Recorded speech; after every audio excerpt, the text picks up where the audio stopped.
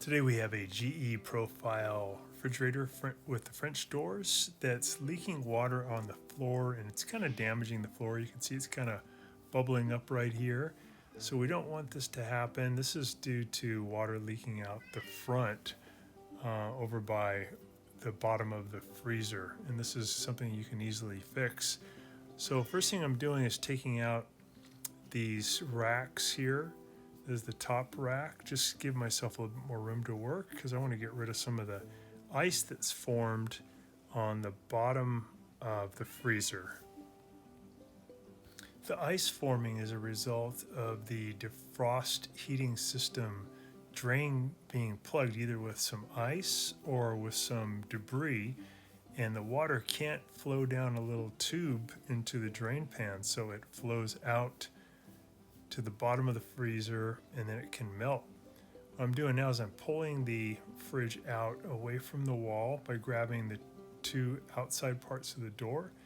Behind it I have it unplugged, and I'm removing the back panel by removing some screws. The back panel on most of these is just made out of like a cardboard material. Some models it's more sheet metal, but more commonly just cardboard. It is important to keep this panel in position, so when you're done here on this procedure, we want to make sure we put it back.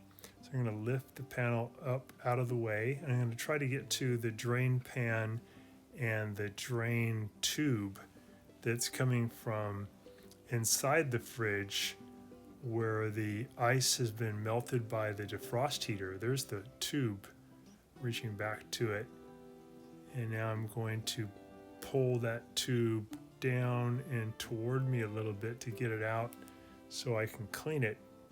Sometimes this tube will get full of junk and then the water can't drain out. Also, when you get this tube out, you can push something up into where the tube was connected to clear out any debris that might be in there, or even to knock some ice out of there. So I'm just getting any remnant water out of there.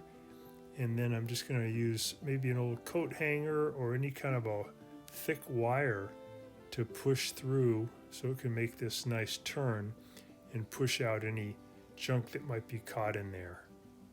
So more commonly, the junk is not in the tube, but it's up a little bit above the tube where the tube was connected. So you want to use your wire, reach inside the back part of the fridge there where this tube was connected, and push up with your wire to clear out any debris.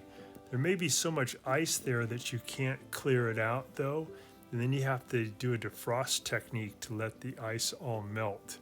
But you do want to get rid of that ice or that block so the water can flow down through that tube that we just looked at into a drain pan and then evaporate.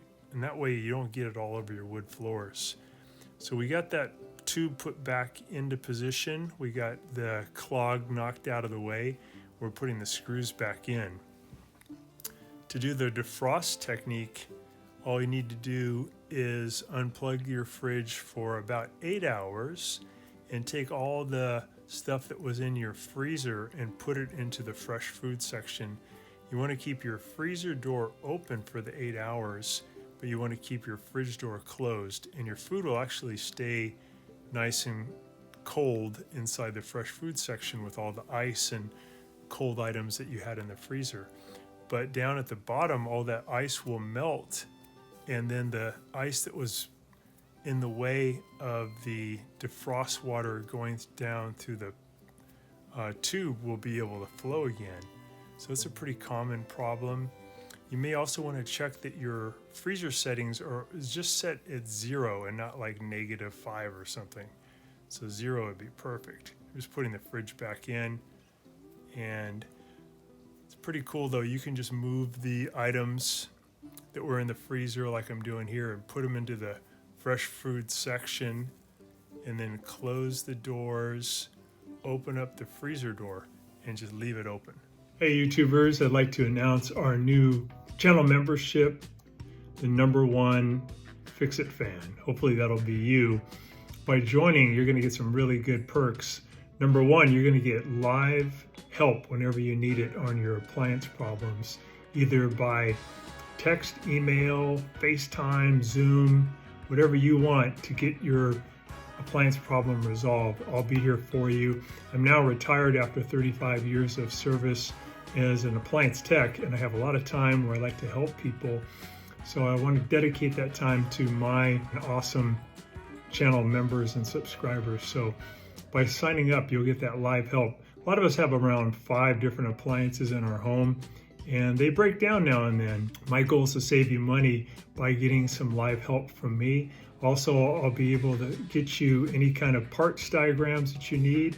I'll get you really good deals on parts. I'll send links to you so you can order them and get them probably by the next day to fix your appliance. Also get some cool emojis for when you do comments on the channel, animated emojis, and loyalty badges for being a loyal member of the channel. And all this is only for $4.99. So that'll save you quite a bit of money. Usually it costs about maybe $120 to have an appliance tech come out and just diagnose what the problem is. I'll be able to do that for you. You can contact me at any time and I'll get back to you within probably a couple of hours, and we'll get this problem resolved for you really quickly. I'll also be able to get you service manuals, which are great. They give you really detailed information on how to fix different appliances in your home. And again, the whole goal of becoming a member with me is that it's going to give you a chance to save a lot of money on the types of appliance repairs that we all run into on a yearly basis. So thanks so much, and please click on the link in the description below, and that's going to allow you to join our channel today, and I'll be able to get with you even today and start working on resolving your appliance problem. So thanks again.